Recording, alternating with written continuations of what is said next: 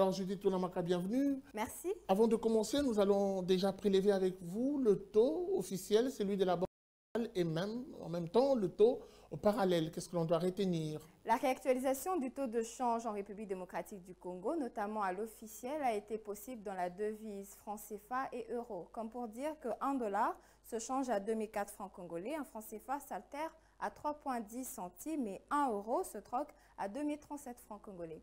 Dans l'espace marché parallèle, nous nous sommes basés présentement à Makala et dans cette partie de la ville, 1 dollar se coopère à 2037 francs congolais, un franc CFA se monnaie à 3,29 centimes et 1 euro s'interchange à 2071 francs congolais. Alors parlons justement de ces émissions, de ces obligations du Trésor indexées par le gouvernement congolais. Le gouvernement de la République démocratique du Congo a procédé en date du 17 juillet 2022 à une émission des obligations du Trésor d'un montant de 51,17 milliards de francs congolais, soit plus de 25,58 millions de dollars américains au profit de la Banque centrale du Congo. Et d'après le communiqué signé par le ministre national des Finances, cette opération a une maturité de 2 ans, c'est-à-dire son échéance court jusqu'au 18 juillet 2024. Alors, vous nous parlez de ces émissions, des obligations, mais j'aimerais qu'on se situe dans une période allant de 12 juillet au 13 décembre 2022. Combien est-ce que le gouvernement a prévu d'élever comme somme? Pour la période allant du 12 juillet au 13 décembre 2022,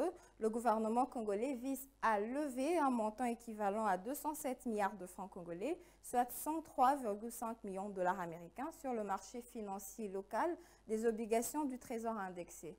Et ce, conformément au calendrier des émissions des obligations du Trésor en faveur de la Banque centrale, publié par le ministre des Finances en date du 13 juillet 2022. On va finir avec vous, Judith Tonamaka. Comment sera réparties ces différentes opérations? D'après ce document, les opérations sont reparties de la manière suivante. La première prend en compte les mois de juillet, août et septembre 2022, où le gouvernement prévoit d'emprunter 103,50 milliards de francs congolais, soit près de 52 millions de dollars américains. Et le même montant sera repris pour les mois d'octobre, novembre et décembre 2022. Merci beaucoup à vous pour ces précisions. C'était un plaisir d'être avec vous sur ce plateau. Merci à vous, c'était un plaisir.